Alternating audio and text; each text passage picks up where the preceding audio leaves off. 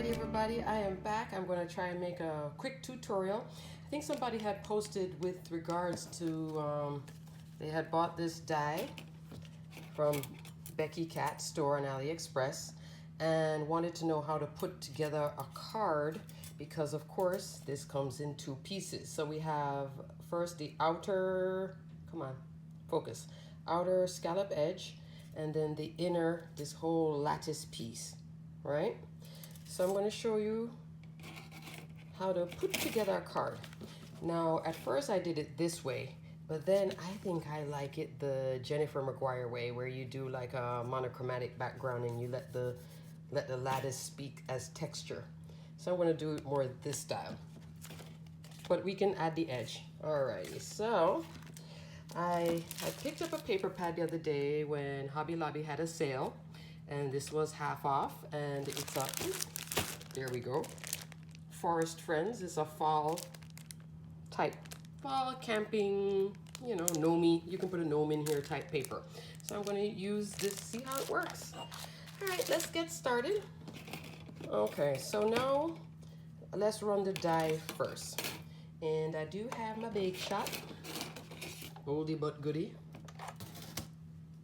And let me get a sheet of paper. Now I'm using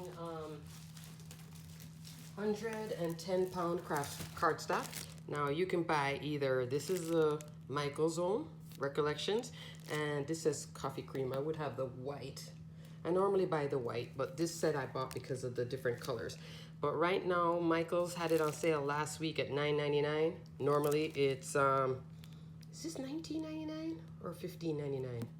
Can't remember the price of this, but it's just not economical right now to buy. So I had bought some before COVID, you know, use the 60% off and all that. But at Hobby Lobby, you can get this one, which is, I like to keep the little papers in here so I know what paper it is. So this is the Hobby Lobby Paper Studio cardstock in white. If you do buy this, what you're looking for is this word, extra heavyweight, 100 count.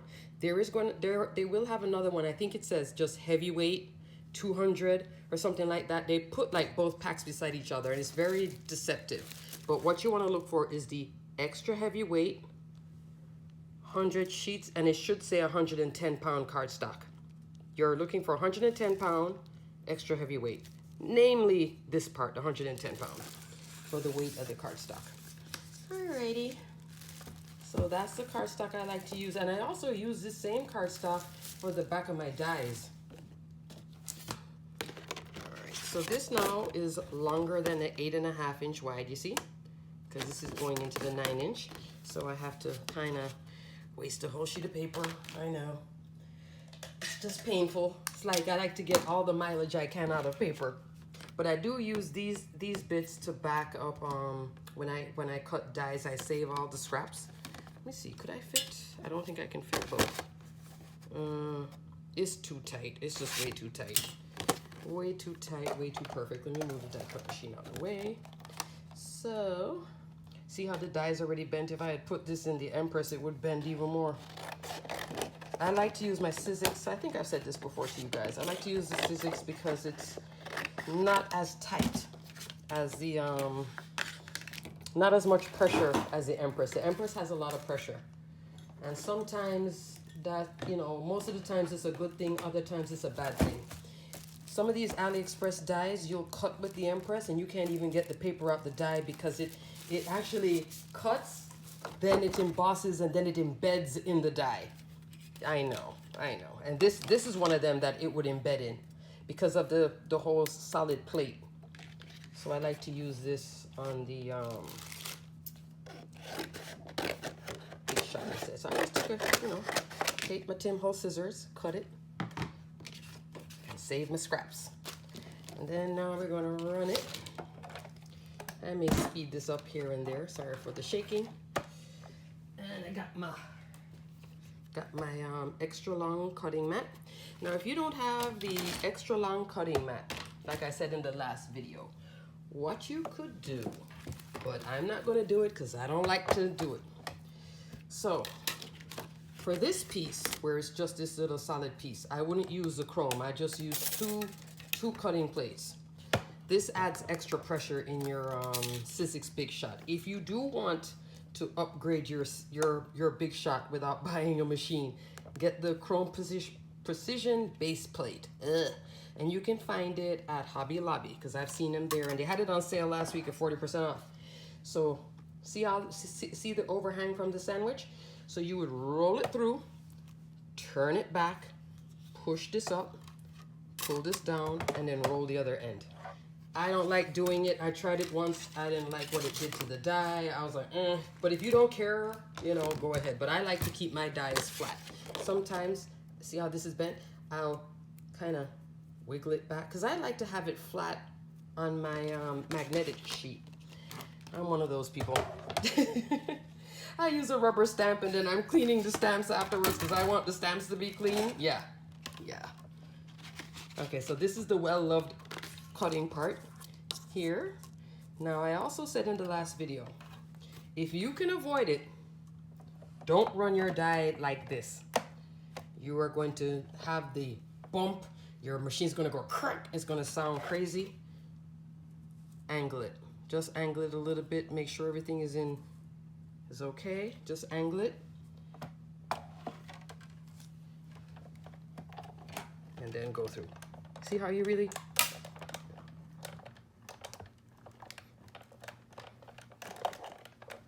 Oh, the whole table is shaking. All right, I'm going to have to...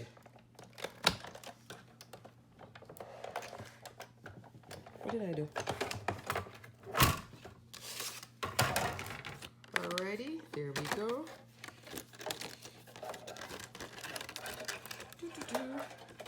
Now for the other piece, I'd run that, because I'm using 110-pound cardstock, I'm going to have to run it 2-3 times anyway. But if you were to do this in the Empress, see how I'm pulling this out? It wouldn't come out.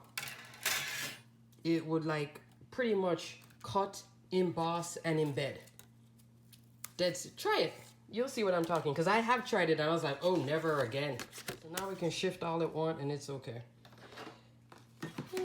And the camera's gonna shake again, so I'll probably just speed through this or cut to the next shot.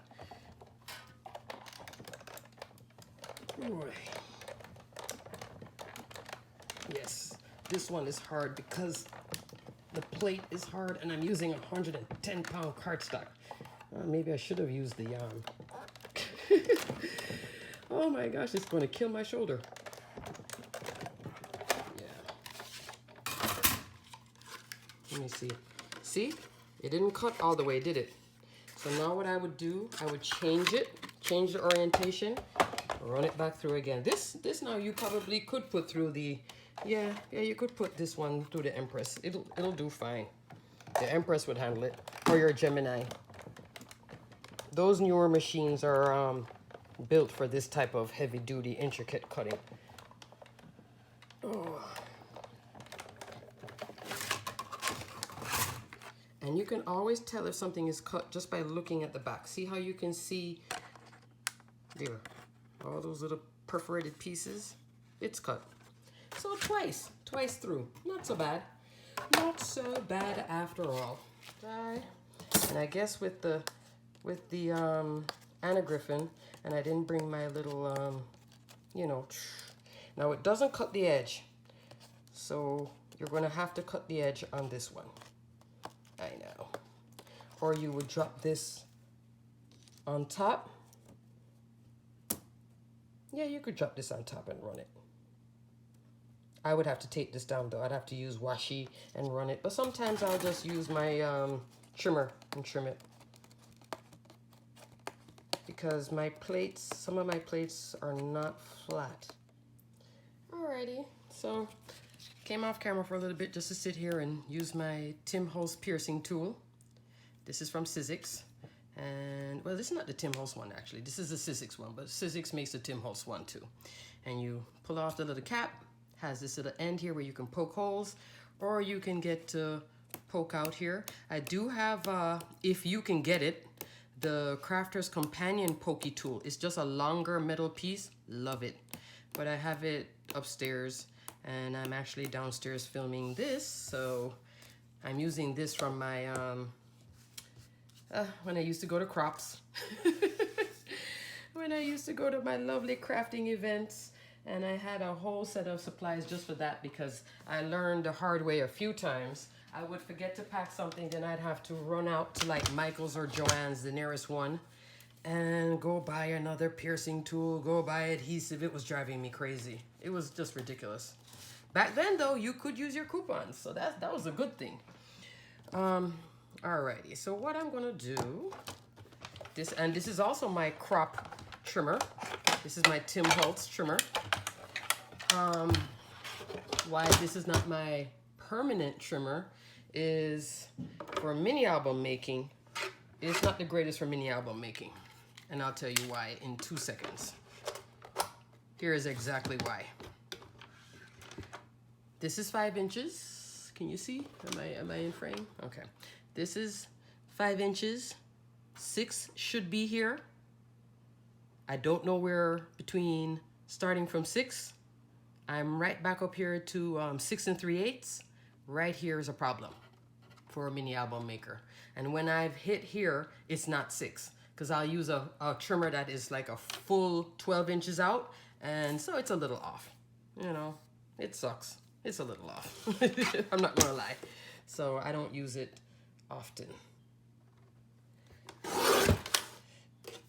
And see, it's not even cutting straight. Why is my trimmer not cutting straight? Or is this straight? Is it straight?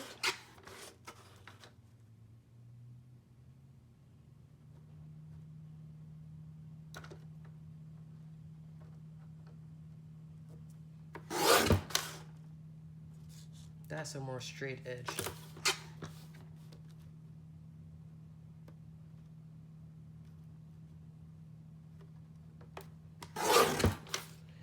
Yeah. I'm like trying to put like 1/8 of an inch off.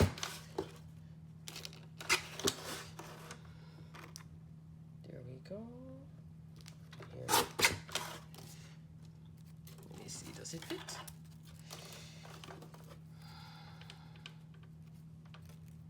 And you got to get it to fit.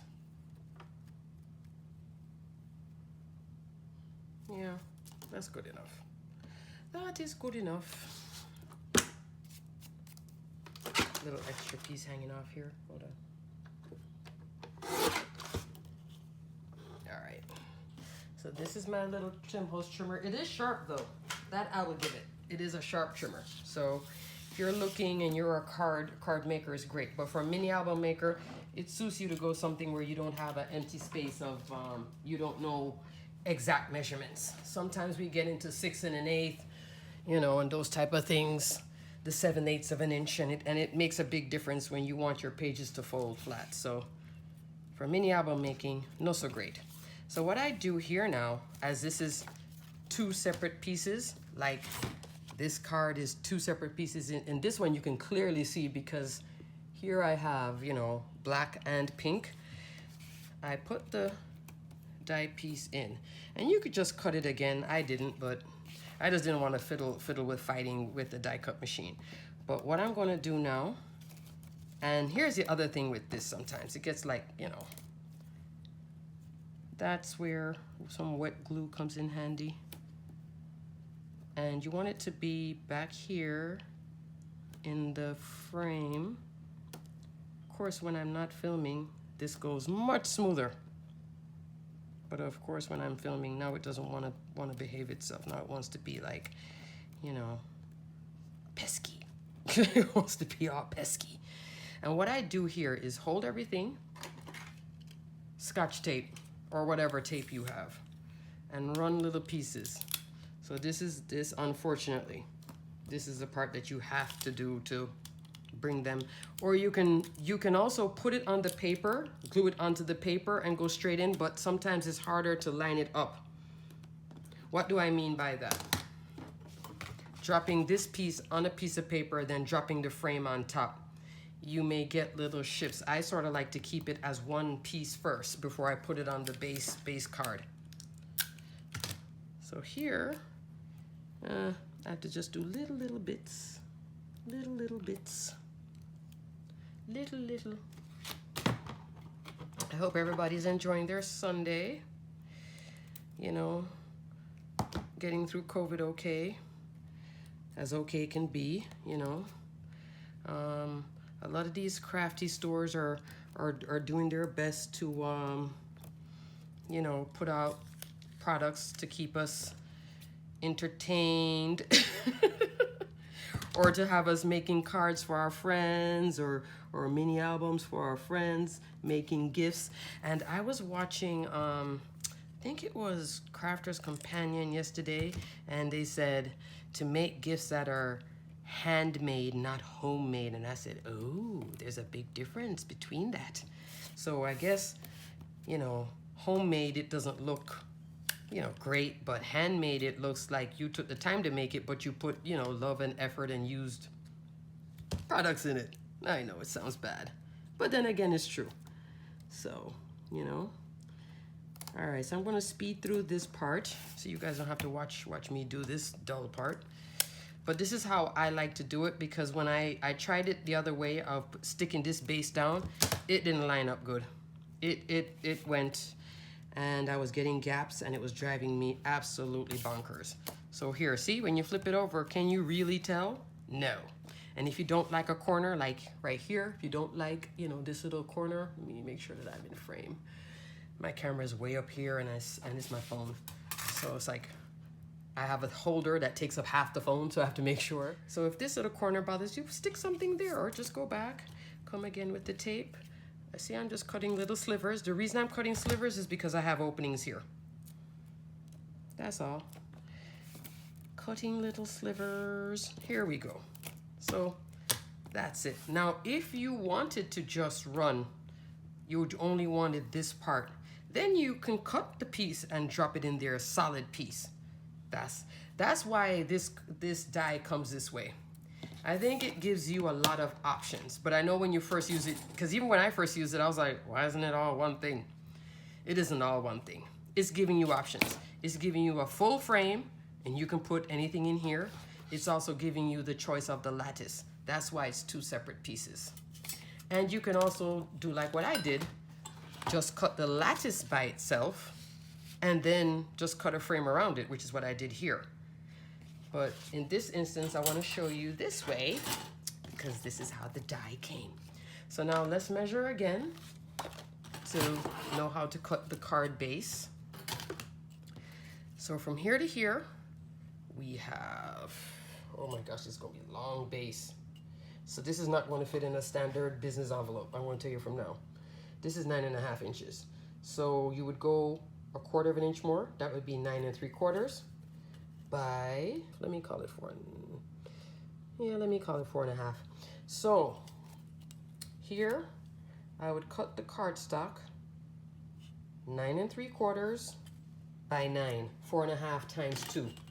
So let me get out back my trimmer. Good old Tim. Let me take the 8.5. And I'm gonna come here and I'm gonna score it down the middle here at 4 1/4.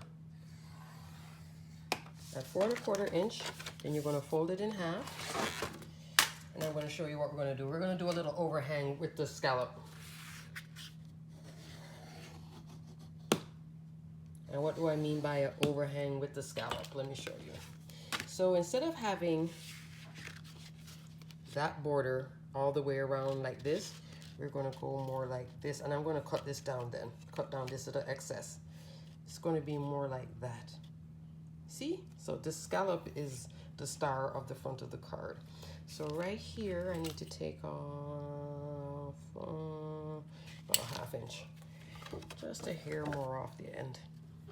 And this is that same 110 pound. If you use lighter weight cardstock, the front of the card is going to feel very heavy. And I just like the 110.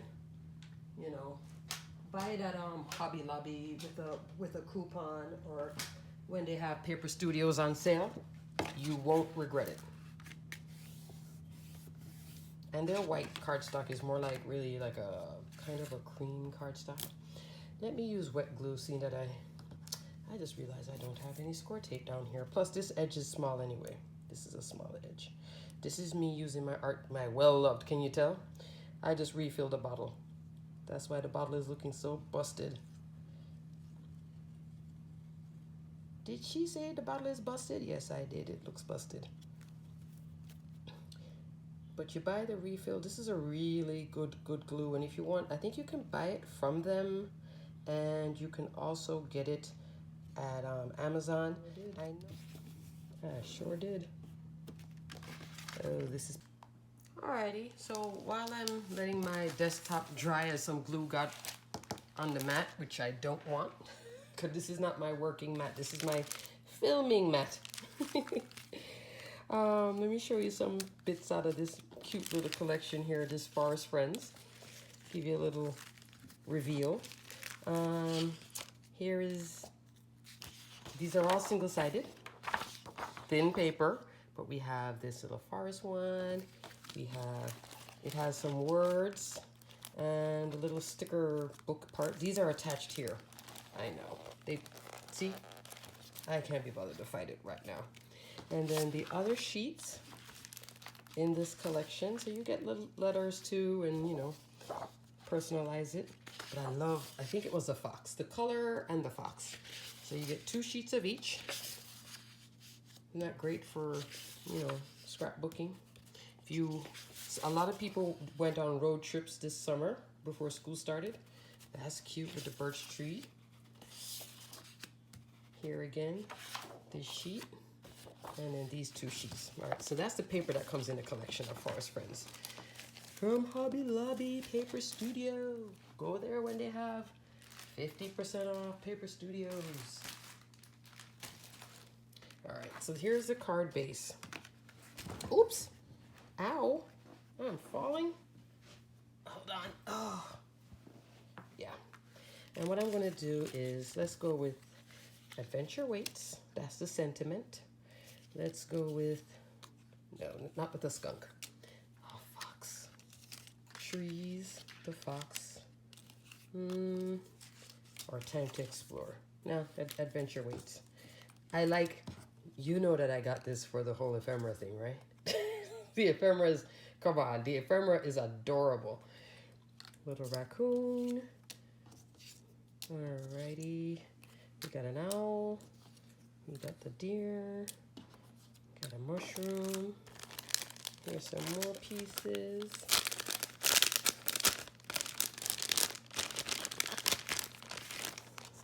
Of course, I love to use my dies, but I'm trying to show you that if you don't have dies, you know, you can buy one of these ready-made paper packs on sale. It'll come down to what, $4.99? No, less than that. Oh yeah, $4.99 at Hobby Lobby because it's $9.99 half off. Isn't that cute? You could even just do that and build up on that. Let's see. No. All right, and then let me get my wonderful little Dollar Tree tape automotive section. Now, if you want, this is the time to ink, but here, I'm opening up the tape. Oops. It works. This tape works very, very well. That I'll give it. And it tears easy, and it cuts easy, and it doesn't gunk up my scissors. And I also have the, of course, the 3M tape, but, you know, I find myself reaching for this because I guess because it comes with the pre-cut squares. Maybe that's what appeals to me. I'm not going to cover up everything, seeing that I'm trying to do like a layer, like what I did on the other card over here, like this one. This one was layered. I was a little bit stuck, and then I was like, you know what? Let me unstuck myself, unstick myself. The owl. Yeah, let's put the owl down here. Just, you would do more wet glue and everything. I'm just speeding this up because I took so long to do everything else. Let's do the tree. See how it's all coming together already? Cute, right? Of course, this would be great for scrapbooking too. Good size. The owl. The raccoon. Alrighty. Fox. Another tree.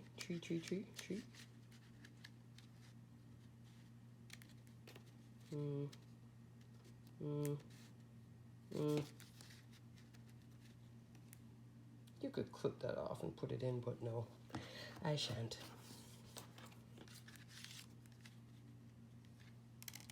I kind of like it right there. I don't want to go no further, but you guys get the hint. And if you want to, you know, throw in a doily too or a flourish.